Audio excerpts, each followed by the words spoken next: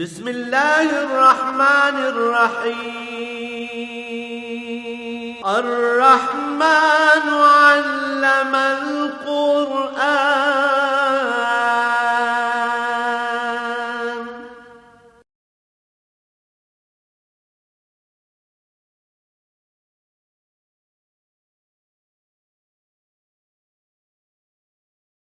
الحمد للہ رب العالمین والصلاة والسلام علی حبیبہ محمد وآلہ وصحبہ اجمعین۔ اعوذ باللہ من الشیطان الرجیم، بسم اللہ الرحمن الرحیم۔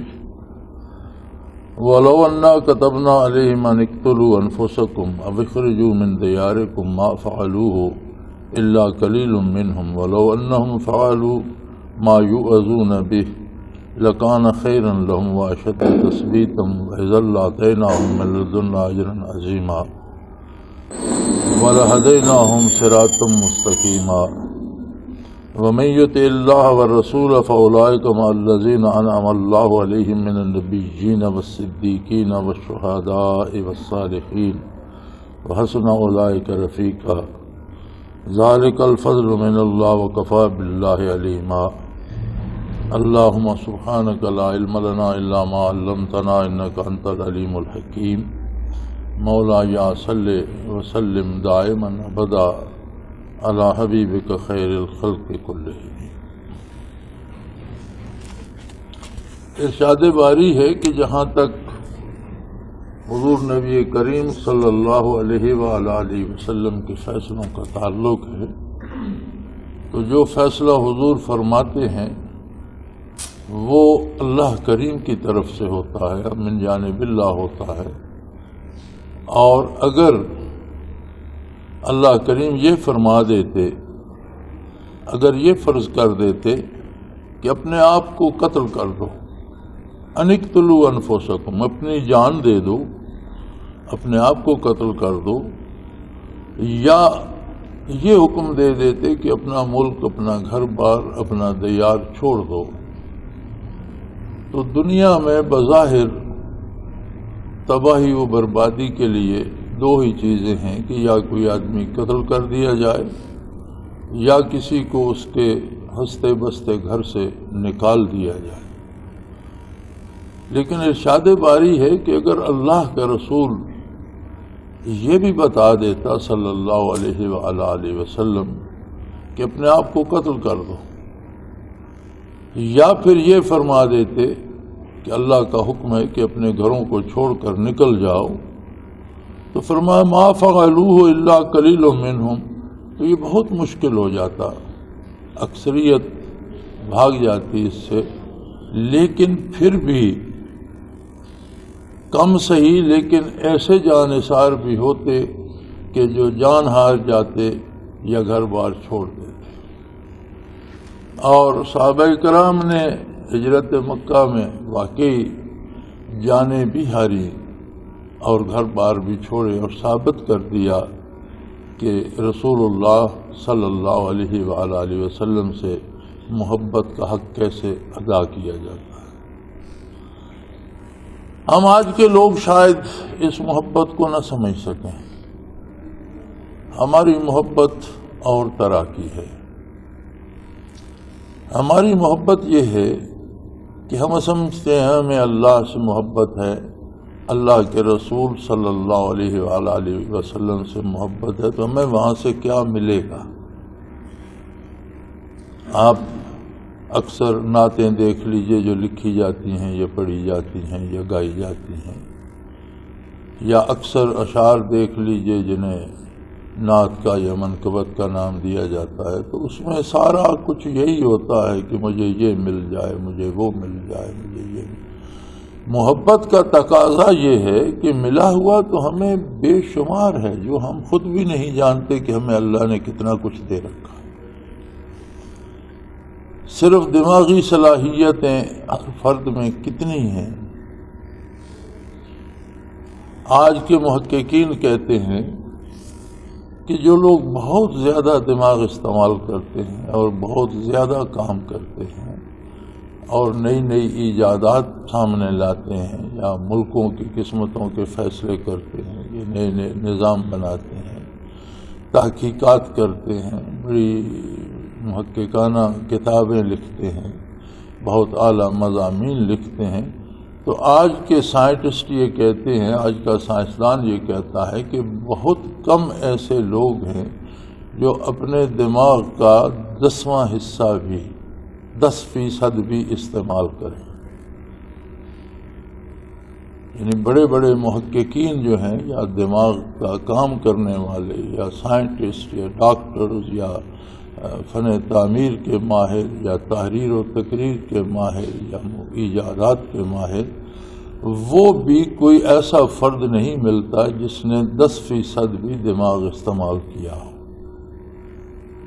90% ان کا بھی باقی رہتا ہے، اور ما و شما تو شاید ہم تو شاید 0.01% بھی استعمال نہیں کرتے، چونکہ ہماری تو ساری تگ و دو جانوروں کی طرح ہوتی ہے کہ کھانا کہاں سے ملے گا، جائز ناجائز، حلال حرام، چند ٹکے کہاں سے مل جائیں گے، اور میری شہرت کیسے ہوگی، اور میری آنا کی تسکین کیسے ہوگی، تو یہ سارا بچے کیسے پالوں گا، گھر کیسے بناؤں گا، یہ سارا تو وہ کام ہے جو ہر جاندار کرتا ہے، ہر زیرو کرتا ہے، پرندے بھی، درندے بھی، حیوانات بھی۔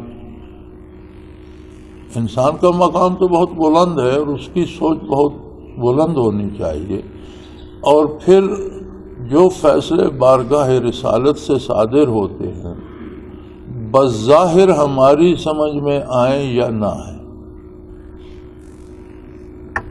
ہمارا آج کا سو کالڈ دانشور اور آج کا حکمران یہ کہتا ہے کہ اسلام قابل عمل نہیں رہا، یہ 1400 سال 1450 سال پرانی بات ہے، آج کے معاشرے میں، آج کے دور میں، آج کے زمانے اور اس کی ضروریات میں اس پر عمل کرنا بہت مشکل ہے۔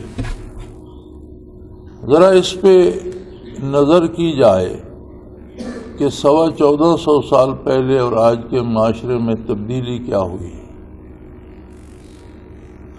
کیا اس وقت انسان کو بھوک لگتی تھی، آج نہیں لگتی؟ کیا اس وقت انسانی ضروریات مختلف تھیں، کھانا پینا، گھر بنانا، بچے پالنا، اپنے حقوق کو حاصل کرنا اور اپنے حقوق کے تحفظ کی آرزو کرنا؟ آج کیا بدل گیا ہے؟ آج بھی کیا انسان کی ضروریات وہی نہیں ہیں؟ جتنی تبدیلی آپ کو اپنے ارد گرد نظر آتی ہے، انسانی ضروریات وہی ہیں، ان کی تکمیل بھی اسی طرح ہوتی ہے۔ اولاد کی آرزو ہے، اولاد اسی طرح حاصل ہوتی ہے، گھر کی آرزو ہے، گھر ویسے ہی بنتے ہیں۔ اس زمانے میں لوگ مٹی کے جھونپڑے بنا لیتے تھے، آج اینٹ گارے کے محل بنا لیتے ہیں، لیکن بناتے تو گھر ہی ہیں۔ وسائل بدل گئے ہیں، صرف تکمیل ضرورت کے وسائل بدل گئے ہیں۔ زمانے میں لوگ اونٹ پہ، گھوڑے پہ پیدل سفر کرتے تھے، آج ہوائی جہاز پہ بیٹھ جاتے ہیں۔ تو ذریعہ سفر ہے، ذریعہ بدلا ہے، وسیلہ بدلا ہے تکمیل ضرورت کا۔ نہ ضرورت بدلی ہے، نہ انسان بدلا ہے، نہ اس کی آرزو بدلی ہے۔ اس زمانے کے انسان کو بھی انصاف چاہیے تھا، آج کے انسان کو بھی عدل کی اتنی ہی ضرورت ہے۔ اس زمانے کے انسان کو بھی ضروریات زندگی چاہیے تھی، آج کے انسان کو بھی اتنی ہی ضروریات زندگی کی ضرورت ہے۔ اس زمانے کے انسان کو بھی اعتدال اور میانہ روی چاہیے تھی، اپنے حقوق کا تحفظ، دوسرے کے حقوق کا احساس، آج بھی اس کی اتنی ہی ضرورت ہے۔ اور اسلام جس وقت آیا، دنیا کی حالت، عالم انسانیت کی حالت اتنی بدترین تھی کہ تاریخ عالم میں نہ اس سے پہلے دیکھنے میں ملتی ہے اور نہ اس کے بعد آج تک اس بگاڑ کو پہنچی ہے۔ جتنا بگاڑ بعثت آقا نامدار صلی اللہ علیہ وآلہ وسلم کے زمانے میں روئے زمین پر تھا، وہ بگاڑ اور انسانی معاشرے میں وہ خرابیاں اجتماعی طور پر پوری تاریخ انسانی میں نہ اس سے پہلے نظر آتی ہیں نہ آج تک نظر آتی ہیں۔ اگر ان تمام خرابیوں کے درمیان جو آتش نمرود کی مثال تھیں، اسلام نے ان میں گلزار ابراہیم علیہ السلام پیدا کر دیا۔ اس انتہائی بگڑے ہوئے معاشرے میں جب اسلام عملاً نافذ ہوا تو ہر فرد کو عدل بھی نصیب ہوا، تحفظ بھی نصیب ہوا، عزت نفس بھی نصیب ہوئی، زندگی کے وسائل اور حقوق بھی نصیب ہوئے، آزادی رائے بھی نصیب ہوئی۔ اب تو صرف نعرے لگائے جاتے ہیں اور لوگوں کو غلام بنا کر رکھا جاتا ہے، جانوروں اور بھیڑوں اور بکریوں کی طرح لوگوں کو گن کر بیچا جاتا ہے، آزادی کے نام پر لوگوں کو غلام بنا کے رکھا جاتا ہے، آزادی اظہار رائے کے نام پر لوگوں کے منہوں پہ تالے لگا دیے جاتے ہیں، جو حکمران چاہتے ہیں وہ بات منہ سے نکالی جائے، جو انہیں پسند نہیں اس پہ پابندی ہے۔ آج تو جب حکمران کسی سمت نکلتے ہیں تو سڑکیں بلاک کر دی جاتی ہیں۔ اس زمانے کو آپ کہتے ہیں کہ وہ صحیح نہیں تھا جس میں جو معلوم دنیا کے 3 حصوں پر حکومت کرنے والے حکمران کو لوگ گلی میں روک لیتے تھے اور اپنے مسائل کی جواب طلبی کرتے تھے۔ بوڑھی عورتیں دامن پکڑ کر کھڑا کر لیتی تھیں اور حکمران رک جاتے تھے، ان کی بات سنتے تھے اور اس کا جواب دیتے تھے، اور اگر واقعی ان کی بات ان کے حقوق کی ہوتی تھی تو ان کے حقوق پورے کیے جاتے تھے۔ تو یاد رکھیں، قرآن نے یہ طے کر دیا کہ مومن کے لیے بظاہر دنیاوی اعتبار سے دنیاوی دانش رکھنے والے اگر کہیں کہ بھئی اس کام کے کرنے سے تباہ ہو جاؤ گے، مر جاؤ گے، تمہارا گھر اجڑ جائے گا، اسے اس بات کی فکر نہیں کرنی چاہیے۔ مومن کا کام یہ ہے کہ وہ اس بات کی فکر کرے کہ اللہ و اللہ کے رسول صلی اللہ علیہ وآلہ وسلم کی بارگاہ سے میرے لیے حکم کیا ہے، اس کی تعمیل میں اپنی پوری طاقت لگا دے۔ حالانکہ اللہ کریم نے یہ حکم نہیں دیا کہ خودکشی کرو یا گھروں کو چھوڑ دو، لیکن اگر ایسا حکم بھی مل جاتا تو خودکشی کرنا ہی عین آبادی تھی، گھروں کو چھوڑ دینا ہی انسانیت کی بہتری کے لیے تھا کہ اگر وَلَوْ أَنَّهُمْ فَعَلُوا مَا يُوعَظُونَ بِهِ، جو بات جس کا حکم دیا جاتا اگر وہ اس پہ عمل کرتے لَكَانَ خَيْرًا لَهُمْ، تو اسی میں بہتری تھی۔ جو حضور فرما دیتے ہیں صلی اللہ علیہ وآلہ وسلم اس میں سراسر خیر ہوتی ہے، خواہ اس میں جان چلی جائے تو بھی خیر ہوتی ہے، اس میں گھر لگ جائے، دولت لگ جائے، سارے وسائل لگ جائے، آدمی مفلس و کلاش ہو جائے تو بھی خیر ہوتی ہے، اس میں شر کا کوئی پہلو نہیں ہے۔ سارے کا سارا شر جو ہے وہ نافرمانی رسول اللہ صلی اللہ علیہ وسلم میں ہے۔ وَأَشَدَّ تَثْبِيتًا، حضور کی اطاعت خیر ہے، سراسر خیر ہے، اور زیادہ مستحکم کرتی ہے انسانی اقدار کو، معاشرے کو، نظام کائنات کو۔ وَإِذًا لَّآتَيْنَاهُم مِّن لَّدُنَّا أَجْرًا عَظِيمًا وَلَهَدَيْنَاهُمْ صِرَاطًا مُّسْتَقِيمًا، اگر لوگ آپ صلی اللہ علیہ وسلم کے حکم پر جانیں ہار جاتے، گھر لٹا دیتے، تو اتنا کچھ انہوں نے قربان نہ کیا ہوتا جتنا میں رب العالمین انہیں عطا فرما دے۔ جان کیا ہے؟ کہا تھا کسی شاعر نے، خوب کہا تھا کہ جان دے دی ہوئی اسی کی تھی، جان دے دی ہوئی اسی کی تھی، حق تو یہ ہے کہ حق ادا نہ ہوا۔ اگر جان بھی کوئی دے دیتا ہے تو پلے سے کیا دیتا ہے؟ گھر لٹا دیتا ہے، مال خرچ کر دیتا ہے اللہ کی راہ میں حضور کے حکم پر صلی اللہ علیہ وآلہ وسلم، تو پلے سے کیا دیتا ہے؟ وہ تو دنیا میں جب آیا تھا بے لباس تھا، اس کے پاس گھر کہاں تھا، اس کے پاس مال و دولت کہاں تھا، اس کے پاس اقتدار و اختیار کہاں تھا، اس کے پاس حکومت کہاں تھی؟ وہ تو پانی نہیں مانگ سکتا تھا، منہ پر بیٹھی مکھی نہیں اڑا سکتا تھا، وہ تو ایک بے بس گوشت کا لوتھڑا تھا، جسے اللہ کریم نے اس درجے کو پہنچایا، پھر اسے مالدار بنایا، صحت مند بنایا، اسے صاحب اقتدار، یہ ساری چیزیں وہ بھول گیا، اور یہ طے کر دیا۔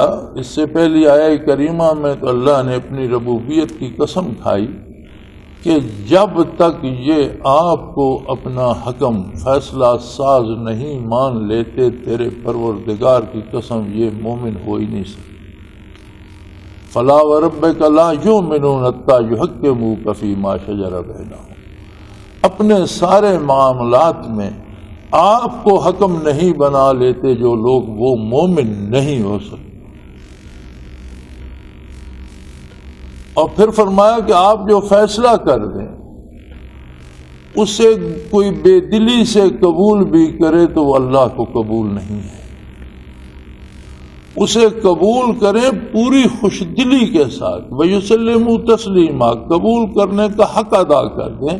اور اس کے بعد فرمایا کہ اگر اللہ کا حبیب کو ایسا حکم دے دیتا ہے کہ اپنی جان ہار دو، تو جان ہارنا ہی عین خیر ہے۔ اللہ کا حبیب یہ حکم دے دیتا کہ گھر لٹوا دو، تو گھر لٹوانا ہی عین خیر ہے، کہ تمہارے گھر میں اتنا نہیں ہے جتنا اس کے بدلے میں اللہ کریم عطا فرما دیتے، تمہاری جان اتنی قیمتی نہیں ہے جتنا انعام رسول اللہ صلی اللہ علیہ وسلم کے حکم پر جان لٹانے کے بدلے اللہ کریم دیتے۔ لو انہم فعلوا ما یوعظون بہ لکان خیرا لہم، جو بھی حکم بارگاہ رسالت سے ملتا اس پر عمل کرنا ہی سراسر خیر تھا، خواہ اس میں جان چلی جائے، خواہ اس میں گھر بار اجڑ جائے، خواہ اس میں مال چلا جائے۔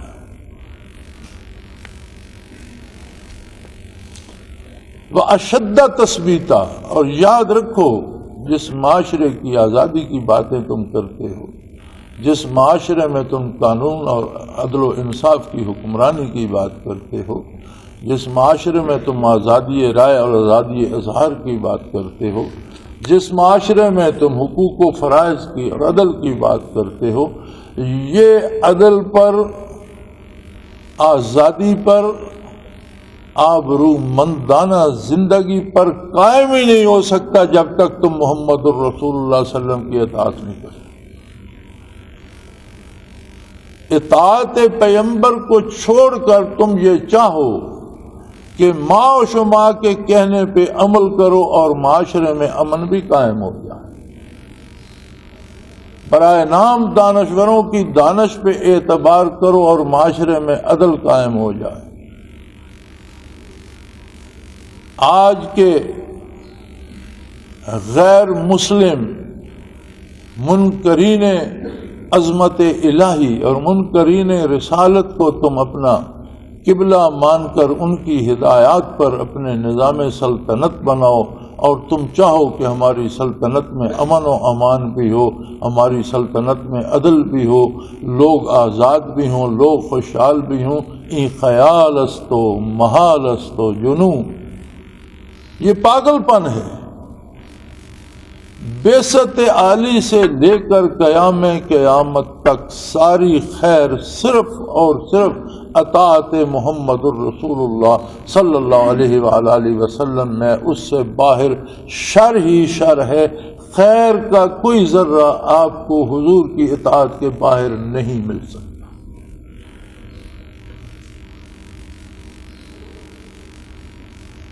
ہمیں شکوہ ہے مسلمانوں کو، آج کا مسلمان زبان سے کہے نہ کہے، اس کا زبان حال سے اظہار ضرور کرتا ہے، اس کے کردار سے پتہ چلتا ہے، اس کی وہ ایک آج کا مروجہ لفظ ہے باڈی لینگویج. باڈی لینگویج سے مراد ہوتی ہے کہ اس کا اٹھنا بیٹھنا میل جول کن باتوں کا اظہار کرتا ہے. کیا پتہ چلتا ہے اس کے اٹھنے بیٹھنے ملنے جلنے بولنے چالنے سے؟ تو پتہ یہ چلتا ہے کہ آج کا مسلمان تو اللہ سے بھی شاکی ہے، اللہ کے حبیب سے بھی نالاں ہے کہ اللہ ہر چیز پہ قادر ہے، اللہ کا حبیب رحمت للعالمین ہے، لیکن ہم ہیں کہ دنیا میں رسوا ہو رہے ہیں، قتل ہو رہے ہیں، لوٹے جا رہے ہیں، مارے جا رہے ہیں. یہ شکایت تو اپنی جگہ رکھتا ہے، اور علامہ اقبال رحمۃ اللہ تعالی علیہ نے اپنے شکوے میں ان ساری باتوں کا بالتفصیل جائزہ لیا ہے. جو شکایتیں لوگوں کے دلوں میں ہیں زبان پہ نہیں لاتے، علامہ مرحوم نے ان سب باتوں کو زبان دے دی ہے، الفاظ دے دیے ہیں، اور شکوے میں ساری حقائق بیان کر دی. لیکن جواب شکوہ پڑھا جائے تو سارے سوالوں کا ایک ہی جواب ملتا ہے کہ تم نے بارگاہ رسالت سے منہ موڑ کر غیروں کی غلامی کر لی. وہ رسوائی تمہارا مقدر نہیں بنی، تم نے رسوائی خرید کر اپنے حصے میں لکھ لی. اللہ کی طرف سے مقدر نہیں تھی، تمہیں فیصلے کا اختیار دیا گیا، تم نے اپنا اختیار غلط استعمال کیا، غلط فیصلہ کیا، اپنا رہنما کافروں کو بنا لیا، منکرین کو بنا لیا، بے دینوں اور بدکاروں کو بنا لیا، جس کا نتیجہ یہ ہوا کہ ہر شعبہ زندگی میں رسوائی تمہارے حصے میں لکھ دی گئی. یہ وہ ایک پروگرام ہوتا تھا ٹیلی ویژن پر، یو آسک فار اٹ، یعنی تم نے اس چیز کا مطالبہ کیا تھا. تو گویا جواب شکوہ یہ ہے کہ جتنے تمہارے شکوے ہیں یو آسک فار اٹ، تم نے انہی چیزوں کی آرزو کی تھی. تم آگ میں سلامتی تلاش کرتے ہو، تم ڈاکوؤں کے پاس عدل ڈھونڈتے ہو، تم چوروں کے در پہ سلامتی کے طلبگار ہو. یہ کیسے ممکن ہے؟ اور پھر جو بندہ اللہ سے وفا نہیں کرتا، اللہ پہ ایمان نہیں لاتا، جو بندہ اللہ کے حبیب پہ تنقید کرتا ہے، طنز کرتا ہے، توہین کرتا ہے، وہ لوگ تمہارے رہنما ہیں، تمہاری شکلیں ان جیسی ہیں، تمہارے لباس ان جیسے ہو گئے، تمہارا اٹھنا بیٹھنا ان جیسا ہو گیا، تمہیں تو ان سے الگ کر کے دیکھنا ممکن نہیں رہا. تمہارے سارے اطوار کفار کے اتباع اور پیروی میں چلے گئے. تمہارا عدالتی نظام غیر اسلامی ہے، تمہارا معاشی نظام غیر اسلامی ہے، تمہارا سیاسی نظام غیر اسلامی ہے، تمہارا تعلیمی نظام اسلام سے عاری ہے. تم کس بات پہ شکوہ کرتے ہو؟ تم تو وہ لوگ ہو کہ تمہیں بنے بنائے آشیانے ملے اور تم نے تنکا بکھیر دیا. تم تو وہ لوگ ہو کہ جنہیں گہوارے امن بنا کر دنیا کو اسلاف نے تمہارے سپرد کیا تھا. تم اپنی تاریخ تو پڑھو، تم نے اس گہوارے امن کو آگ لگا دی، اور آگ لگانے کے بعد شکایت اللہ اللہ کے رسول سے کرتے، اور بات ہی ختم ہو گئی. فرمایا تمہارا عقل، تمہاری عقل، تمہارا دماغ ان حکمتوں کو نہیں جانتا جو وہ رب العالمین جانتا. تمہاری عقل، تمہارا دماغ ان مصلحتوں کو نہیں جانتا جو اللہ کا حبیب صلی اللہ علیہ وسلم جانتا ہے. جس ہستی کو اللہ نے بعثت عالی سے لے کر قیامت تک کی ساری انسانیت کا نبی مبعوث فرمایا، اس کا مطلب یہ ہے کہ اس ہستی کو وہ سارے علوم کا خزانہ عطا فرمایا جو قیامت تک کے لیے انسانی نظام کی ضرورت تھی،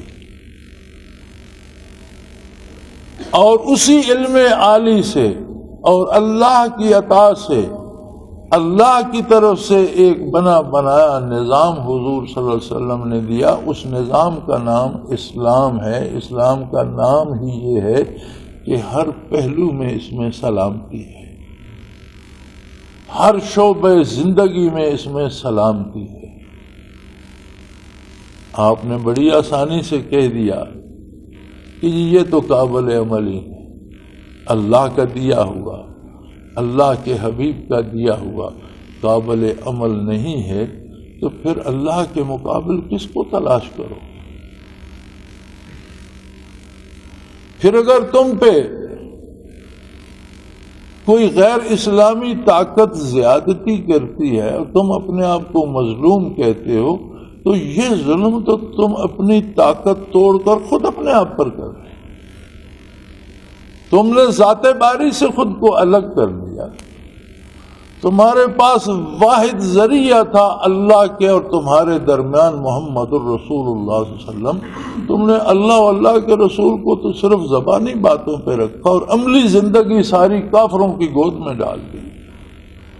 پورا نظام حیات کفر کی نظر کر دیا. تم کس امن کی طلب کرتے ہو؟ تم کس عدل کے متلاشی ہو؟ تم کس سکون کو ڈھونڈتے پھرتے ہو؟ گھر کو اپنے ہاتھوں سے آگ لگا کر اس گھر میں سکون تلاش کرتے ہو. فرمایا اگر اللہ کا حبیب یہ حکم دے دیتا کہ اللہ نے تم پر فرض کر دیا کہ سارے لوگ اپنی گردنیں کاٹ دو، تو ساری خیر اس میں تھی کہ سارے اپنی گردنیں کاٹ لیں. اگر اللہ کا حبیب یہ فرما دیتا کہ اللہ کا حکم ہے سارا گھر بار لٹا دو، تو لٹا دینے میں خیر تھی. نہ تمہاری جان کی اتنی قیمت تھی، نہ تمہارے مال کی اتنی قیمت تھی جتنا اجر تمہیں اللہ رب العالمین عطا فرما دے.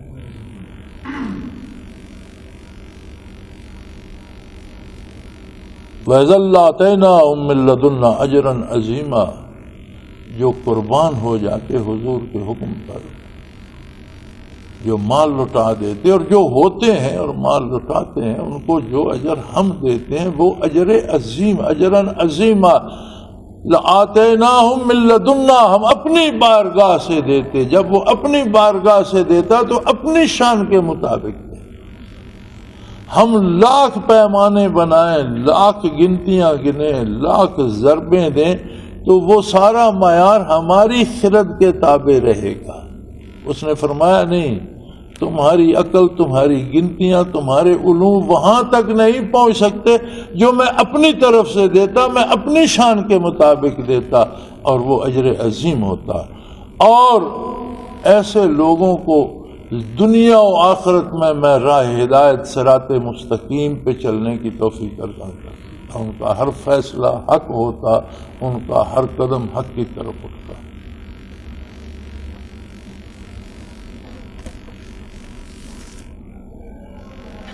عجیب لوگ تھے صحابہ کرام رضوان اللہ علیہم اجمعین. چشم فلک نے ایسے لوگ نہ بعثت علی سے پہلے دیکھے اور نہ عہد صحابہ کے بعد.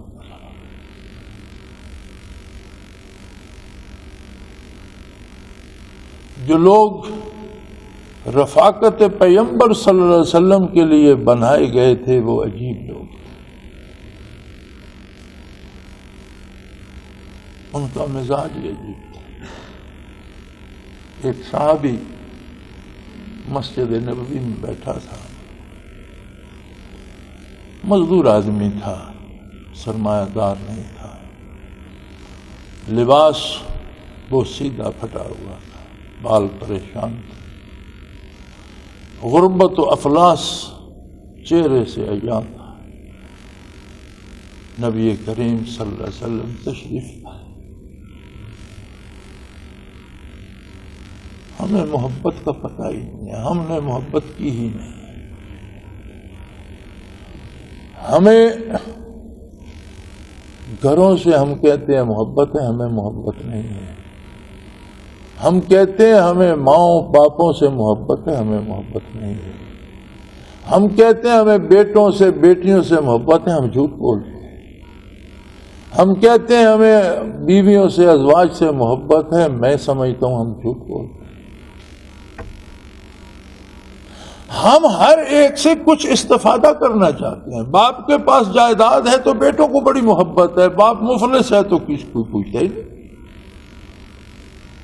تو پھر اسے محبت کہا جائے گا۔ بیٹا کما کر لاتا ہے تو بڑا عزیز ہے، اور اگر بے روزگار ہو گیا تو اسے ماں باپ پانی دیتے ہوئے بھی تانے دیتے ہیں اور کھانا دیتے ہوئے بھی تانے دیتے ہیں۔ یہ کیسی محبت ہے؟ بیٹے سے محبت ہے یا بیٹے کے سرمایہ سے محبت ہے؟ باپ سے محبت ہے یا باپ کی جائیداد سے محبت ہے؟ ہم آپس میں بھی ایک دوسرے کو دھوکہ دیتے ہیں، ہمیں کسی سے محبت نہیں ہے۔ ہم وہ لوگ ہیں جنہیں صرف اپنی ذات سے، اپنی آنا سے اور اپنی اغراض سے محبت ہے، اور یہ محبت نہیں ہوتی۔ محبت کچھ دینے کا نام ہے، کچھ نہیں ہے پاس، جذبہ دل تو ہے، اسے تو قربان کر سکتا ہے۔ یہ صحابی بھی جو مسجد نبوی میں بیٹھا تھا، اس کے پاس بھی صرف ایثار کے لیے جذبہ دل ہی تھا۔ حضور تشریف لائے، ساری تھکن دور ہو گئی، سارا افلاس بھول گیا، ساری غربت نگاہوں سے اس نے سمجھا کائنات کا امیر ترین انسان میں ہوں، جس کی نگاہیں رخ روشن محمد الرسول اللہ کا نظارہ کر رہی۔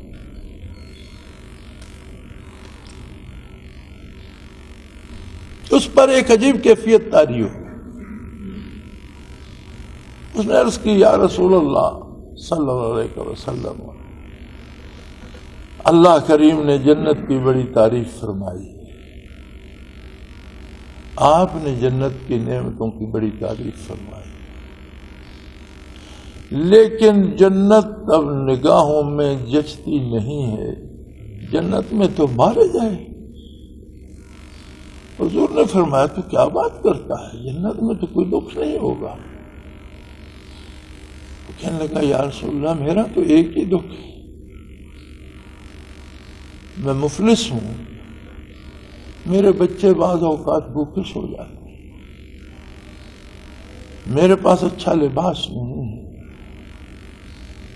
اعضاء و جوارے مزدوری کرتے کرتے شل ہو گئے، لیکن جب میں مسجد نبوی میں آتا ہوں اور حضور جلوہ افروز ہوتے ہیں تو رخ روشن کو دیکھ کر دو جہانوں کی نعمتوں سے زیادہ مل جاتا ہے۔ میں سمجھتا ہوں مجھ جیسا خوش نصیب کوئی شہنشاہ نہیں۔ جنت اللہ دے، جنت میں جائیں گے، آپ مقام محمود پہ جلوہ افروز ہوں، ہم غریب کہیں اپنی کٹیا جو ہمیں کسی گوشے میں ملے گی وہاں پڑے ہیں۔ تو جس جنت میں ہم اس بے تکلفی سے آپ کی بارگاہ میں حاضر نہ ہو سکیں، جس طرح یہاں دیدار سے فیض یاب ہو رہے ہیں وہاں نہ ہو سکیں، جس طرح یہاں ارشادات عالیہ براہ راست سن رہے ہیں وہاں نہ سن سکیں، جس طرح یہاں اپنا درد دل، اپنا دکھ سکھ آپ کی بارگاہ میں عرض کرتے ہیں، وہاں جنت کے کسی گوشے میں ہم پڑے ہوں، عالی شان محل ہوں، بے شمار حوریں اور کنیزیں ہوں، بے شمار لباس اور کھانے ہوں، لیکن حضور کی محفل نصیب نہ ہو تو اس جنت کو ہم کیا کریں گے؟ ہماری جنت تو آپ کے قدموں میں ہے۔ پھر تو ہمیں یہ زندگی عزیز ہے کہ یہیں یہ محفلیں بھی رہیں، اللہ بھی ہمیں یہیں رکھے، اور یہ جنت ہمارے لیے کافی ہے۔ اور یہ رسمی بات نہیں تھی، اس میں اتنا درد دل شامل تھا کہ اس نے عرض کی، حضور اکرم صلی اللہ علیہ وآلہ وسلم کے سامنے جواب رب العالمین نے بذریعہ وحی عطا فرمایا۔ اتنا درد دل تھا، اتنی صداقت تھی، اتنی سچائی تھی۔ بظاہر تو یہ بات دانشوروں کو تو پاگل پن لگی. مولوی بھی بڑے آرام سے کہہ دے گا کہ یہ تو بے وقوفی ہے. ادیب و دانشور اور قلمکار بھی کہہ دے گا کہ یہ کیا بے وقوفی ہے. اس رب العالمین نے کہا یہ بے وقوفی اور جہالت نہیں ہے، یہی جان ساری مطلوب ہے میرے حبیب کے لیے مجھے مخلوق سے. یہی تو میں رب العالمین مطالبہ کرتا ہوں تم سے کہ جان جاتی ہے جائے، مال جاتا ہے جائے، اولاد کٹتی ہے کٹ جائے، لیکن میرے حبیب کا ارشاد جو ہے اسے پورا کرو. اپنی جان لڑا دو کہ ہم اس کی تکمیل کریں گے.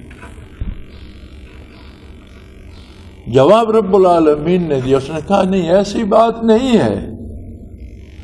گھر سب کے اپنے ہوں گے، رہائش گاہیں سب کی اپنی ہوں گی.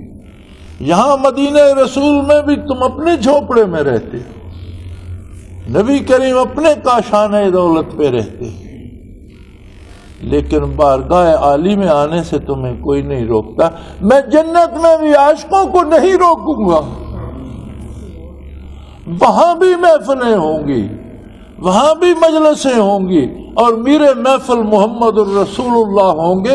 اور اطاعت شعار جنہوں نے جانیں ہاری ہوں گی، جنہوں نے مال لٹائے ہوں گے، جنہوں نے اطاعت کا حق ادا کیا ہوگا، وہاں بھی اسی بے تکلفی سے باریابی پائیں گے، اسی طرح ارشادات عالی سنیں گے.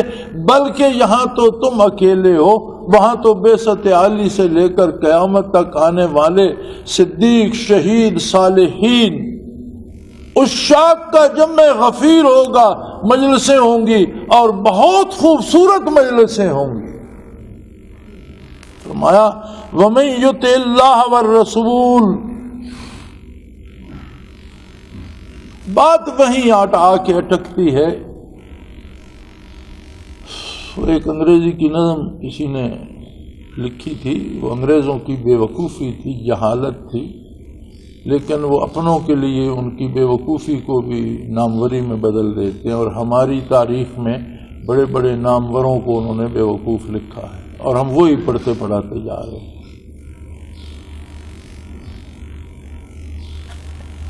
یہی بیت المقدس جب عیسائیوں سے قبضے سے صلاح الدین ایوبی رحمۃ اللہ تعالی علیہ نے واگزار کرایا تھا، تو برطانیہ کا بادشاہ وہاں تک کہ عیسائی جمع ہوئے تھے، اور پوپ نے مذہبی جنگ کا اعلان کیا تھا. کروسیڈ وار، یہ صلیبی جنگ ہے. یہ بھی بش نے بھی کہا تھا، پھر اس نے کہا نہیں، میری this was a slip of tongue, زبان سے غلطی سے نکل گیا. دراصل حقیقت تھی کہ جنگ صلیبی لگی ہوئی ہے. تو اس وقت بھی وہ یورپ سے فوجیں لے کر برطانیہ سے رچرڈ آیا تھا، اور میدان جنگ میں اس کی گھوڑی کو تیر لگا اور وہ اس کی گھوڑی مر گئی. صلاح الدین ایوبی رحمۃ اللہ تعالی علیہ دیکھ رہے تھے. انہوں نے فرمایا میری سواری کا گھوڑا رچرڈ کو پہنچا دو میرے استبل سے ایک گھوڑا، اس کے دل میں یہ افسوس نہ رہ جائے کہ میرے سواری کا گھوڑا مر گیا تھا اس لیے میں ہار گیا. اسے گھوڑا عطا کر دو، اسے کہو دلیرانہ لڑے، میرا مقابلہ کرے. اس کے باوجود رچرڈ کو شکست ہوئی اور بیت المقدس فتح ہو گیا. اور تاریخ میں انگریزوں نے لکھا Richard the line hearted, Richard شیر دل. صلاح الدین ایوبی کو شیر دل نہیں کہا.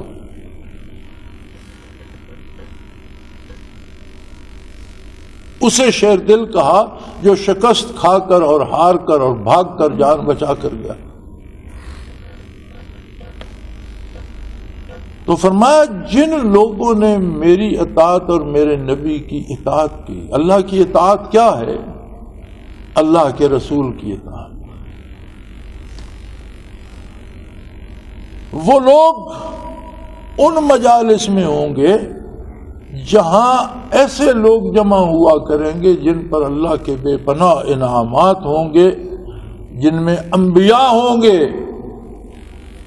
مجلس محمد الرسول اللہ صلی اللہ علیہ وسلم ہوگی، اللہ کی عظیم جنت ہوگی، میرے محفل محمد الرسول اللہ ہوں گے، اور محفل میں آدم علیہ نبینا علیہ الصلوۃ والسلام سے لے کر عیسیٰ علیہ السلام تک انبیاء جلوہ افروز ہوں گے، صدیق ہوں گے، شہداء ہوں گے، صالحین جن کے کردار پہ فرشتے رشک کرتے ہیں وہ لوگ ہوں گے۔ وحسن اولئک رفیقا، وہاں تو مجلس کا مزہ آ جائے گا۔ حسن اولئک رفیقا، کیا پوچھتے ہو تم؟ کیوں ناراض بیٹھے ہو؟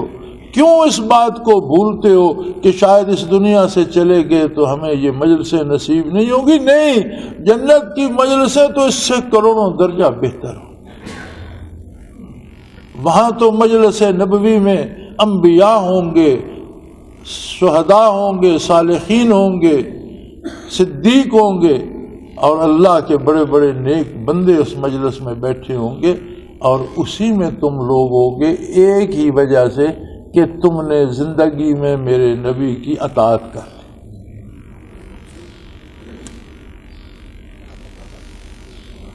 ذالک الفضل من اللہ۔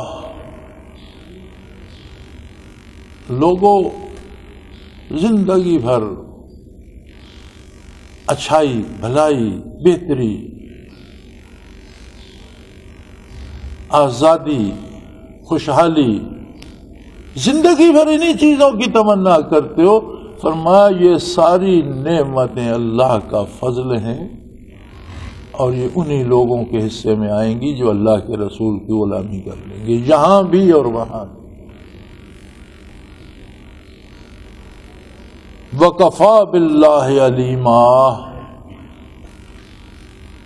وہ خود ہر بات کو خوب جانتا ہے کہ کس کے دل میں کتنا درد ہے، اور کون سی بات کون کس گہرائی سے کہہ رہا ہے۔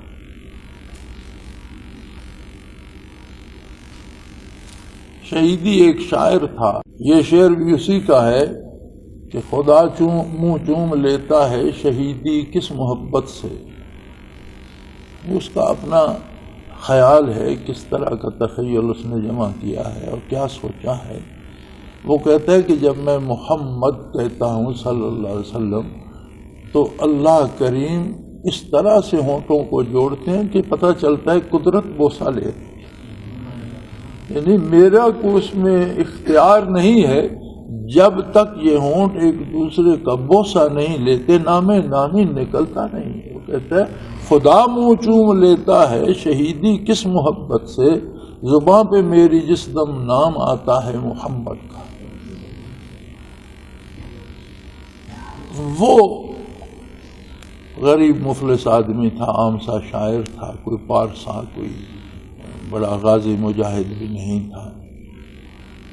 کہیں اسے حرم پاک میں جانے کی سعادت نصیب ہوئی تو مدینہ منورہ کو جب چلا تو اس نے ایک شعر کہا، تمنا ہے درختوں پر تیرے روضے کے جا بیٹھے، تمنا ہے درختوں پر تیرے روضے کے جا بیٹھے، قفس جس وقت ٹوٹے طائر روح مقید کا۔ تو روضہ عطر کے سامنے حضور نبی کریم صلی اللہ علیہ وآلہ وسلم کے زمانے کی ایک قدیم کھجور ہوا کرتی تھی، اور وہ بڑا عرصہ 70 کی دہائی تک رہی۔ ایک درخت نما جھاڑی سے ہی بن گئی تھی، اور نئے نئے اس کے ساتھ تنے 3-4 نکل آئے تھے، اور اس کے ارد گرد جنگلہ بنا ہوا تھا، اور روضہ عطر کے سامنے ہوا کرتی تھی۔ بعد میں وہ ہٹا دی گئی اور مسجد نبوی کی تزئین و آرائش ہو گئی۔ اس وقت تک وہ درخت بھی سامنے تھے۔ تو اس نے شعر کہا، تمنا ہے درختوں پر تیرے روضے کے جا بیٹھے، قفس جس وقت ٹوٹے طائر روح مقید کا۔ کہ دل چاہتا ہے کہ جب سینے کا پنجرا توڑ کر روح کا پرندہ نکلے تو تیرے روضے کے درختوں پہ جا بیٹھے۔ حرم نبوی میں داخل ہوا، جاری اطہر کے سامنے سلام پڑھنے کے لیے پیش ہوا، گرا اور جان قبض ہو۔ وہ کیا تھا، کیسا تھا؟ اس نے کس درد سے، کس خلوص سے، دل کی کس گہرائی سے یہ بات کہی تھی؟ ہم نے تو اسے شعر ہی سمجھا، لیکن اللہ کریم فرماتا ہے کفا باللہ علیما، میں ہر بات کو جاننے کے لیے خود کافی، میں جانتا ہوں کہ کس درد سے، کس کے دل سے کیا بات نکل رہی۔ شاید اس کے پاس نوافل کا سرمایہ نہ ہو سکتا ہے اس کی نمازیں چھوٹتی رہی ہیں، شاید وہ پارسا نہ ہو، لیکن ایک درد اس کے دل میں موجزن ہو گیا، ایک دکھ اس کے دل میں ابھرا، اور اس نے وہ آرزو کی کہ حضور بڑے دور سے، بڑے صغیر سے چل کے آیا اور ایک خواہش لایا، ایک آرزو لایا۔ ہماری تو بڑی سستی آرزویں ہوتی ہیں کہ میرا بیٹا نوکر ہو جائے، میری بیوی کی صحت ٹھیک ہو جائے، میرا کاروبار چل جائے۔ اس نے کہا جی نہیں، سب ٹھیک ہے، جو ہو رہا ہے سب ٹھیک ہو رہا ہے، کرنے والا کر رہا ہے، وہ علیم و خبیر ہے، جو ہو رہا ہے وہ جانتا ہے، اسی کی طرف سب ٹھیک ہے۔ ایک تڑپ ہے دل میں کہ روح نکلے تو آپ کے در اقدس پہ نکلے۔ تمنا ہے درختوں پر تیرے روضے کے جا بیٹھے، قفس جس وقت ٹوٹے طائر روح مقید کا، جالی عطر کے سامنے گیا، گرا اور جان جانا فری کے سپرد۔ یار کیسے عجیب لوگ تھے۔ آج کا معاشرہ تو کہتا ہے یہ سب پاگل تھے، یہ سب مجنون تھے، ان کا دماغ کام نہیں کرتا تھا۔ آج تو لوگ سمجھدار ہو گئے ہیں، سیانے ہو گئے ہیں۔ عشق اور عقل اور فرد ایک خانے میں نہیں رہتے۔ عشق کا کام محبوب کی اطاعت ہے، اور عقل کا کام ہر عمل میں سود و زیاں کی تلاش ہے۔ عشق سود و زیاں سے بالا تر ہوتا ہے۔ ابھی اگلے دنوں میں ڈاک دیکھ رہا تھا کمپیوٹر پر، تو کسی نے ایک تصویر مجھے بھیج دی۔ ایک بوڑھا سا غریب آدمی مسجد نبوی میں نوافل ادا کر رہا تھا،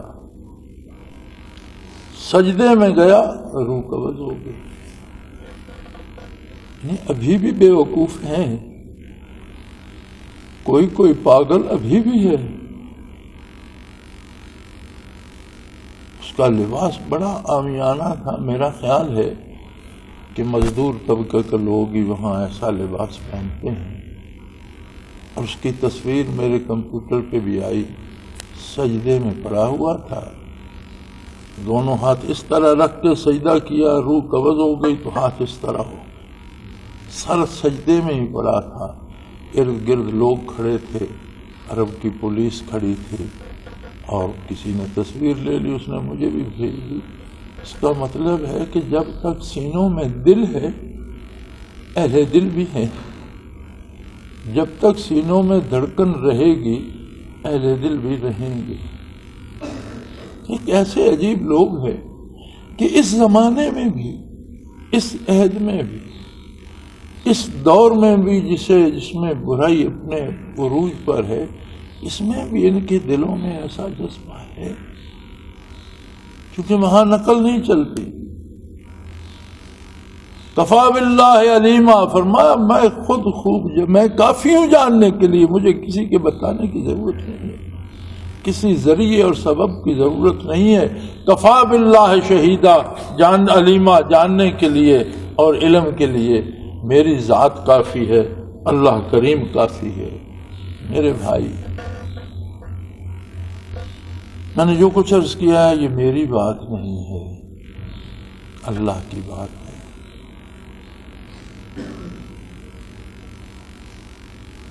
میری دعا ہے کہ میری، آپ کی، ہم سب کی، تمام مسلمانوں کی خطائیں معاف فرما کر اللہ ہمیں بھی درد دل نصیب کر دے۔ آخر دعوانا ان الحمدللہ رب العالمین۔ اللہ اللہ اللہ اللہ اللہ اللہ اللہ اللہ۔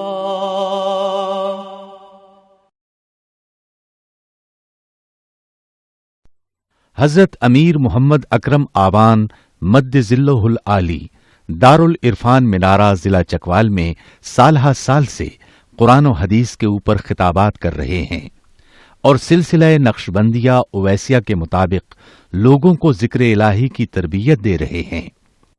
وہ قرآن پاک کی تفسیر ترتیب وار بیان کر رہے ہیں۔ تفسیر قرآن کو وہ موجودہ ملکی اور بین الاقوامی حالات کے مطابق بیان کرتے ہیں۔ موٹر وے سے کلر کہار کے انٹرچینج سے نکلتے ہوئے، کلر کہار کی جھیل سے ہوتے ہوئے، میانی، بوچھال اور نور پور سے گزرتے ہوئے دارالعرفان منارہ پہنچ سکتے ہیں۔ حضرت امیر محمد اکرم آوان نے بچیوں اور بچوں کی دینی اور دنیاوی تعلیم کے لیے سقارہ اکیڈمی کے نام سے ایک درسگاہ بھی قائم کی ہے، جس کا افتتاح ملک پاکستان کے صدر جنرل محمد ضیاء الحق نے اپنے دست مبارک سے کیا تھا۔ وہ تمام احباب جو اسلام کی طلب رکھتے ہیں ان سے گزارش ہے کہ دارالعرفان منارہ ضلع چکوال میں امیر محمد اکرم آوان صاحب کے خطابات سے مستفید ہوں۔ وہ ہر جمعے کو نماز سے پہلے بیان فرماتے ہیں۔ ہر ماہ کی پہلی اتوار کو ماہانہ اجتماع ہوتا ہے جس میں آپ خصوصی خطاب فرماتے ہیں اور پاکستان کے چاروں صوبوں سے احباب اس اجتماع میں شرکت کرتے ہیں۔ اس کے علاوہ یہاں سال میں 2 مرکزی اجتماعات بھی ہوتے ہیں، ایک رمضان المبارک میں اعتکاف کا اجتماع اور دوسرا جولائی اور اگست میں 40 دن کا اجتماع ہوتا ہے جس میں روحانی تربیت کی جاتی ہے۔ اپنا خون سیماب دے کر اتنا ہم کر جائیں گے، نام آقا کا چمن میں پھر رقم کر جائیں گے۔